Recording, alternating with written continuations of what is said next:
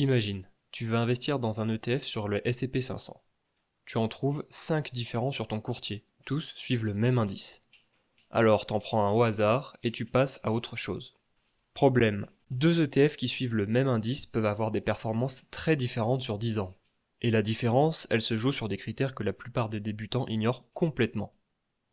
Dans cette vidéo, je te donne les 5 critères concrets pour choisir le bon ETF. Pas le plus connu, le meilleur pour toi. Et je garde le plus important pour la fin, celui que même les investisseurs expérimentés oublient. Allez, commençons par le TER, ou Total Expense Ratio.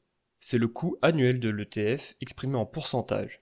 Il est prélevé automatiquement, tu ne le vois jamais sortir de ton compte, mais il réduit ta performance chaque année.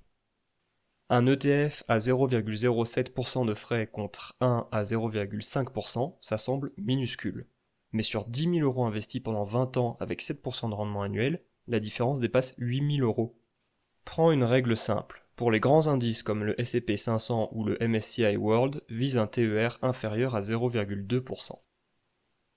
Mais attention, et c'est quelque chose qu'on verra au critère 5, le TER n'est pas forcément le vrai coût de l'ETF.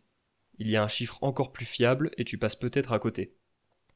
Parlons de la politique de distribution. Un ETF distribuant te verse des dividendes régulièrement, alors qu'un ETF capitalisant les réinvestit automatiquement dans le fonds.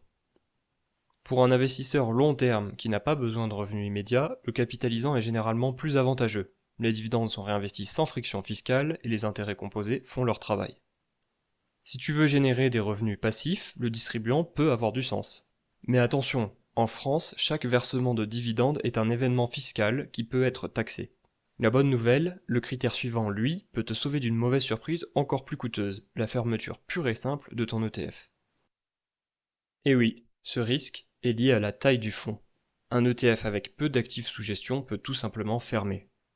Et quand un ETF ferme, tu es obligé de vendre, souvent au mauvais moment, avec potentiellement des conséquences fiscales. Prends un minimum à respecter, 100 millions d'euros d'encours. En dessous, le risque de fermeture est réel. Au-dessus de 500 millions, tu es sur du solide. On a fait la moitié du chemin, voilà où on en est. On a parlé du TER, de la politique de distribution et de la taille du fonds.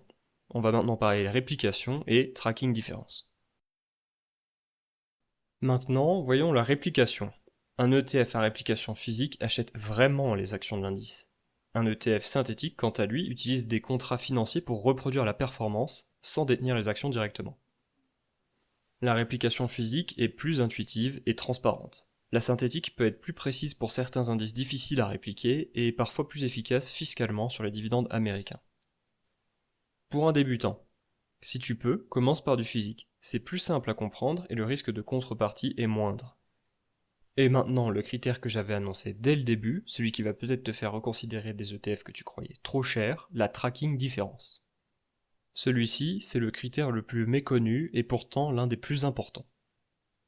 La tracking différence mesure l'écart réel entre la performance de l'ETF et celle de l'indice sur une année. Elle est différente du TER. Un ETF peut avoir des frais élevés mais compensés via le prêt de titres et finir avec une tracking différence très faible, voire négative.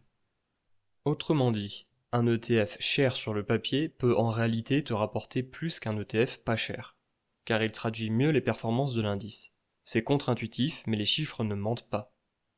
Concrètement, compare toujours la tracking différence sur 1 an et sur 3 ans avant de choisir. C'est le vrai coût réel de l'ETF.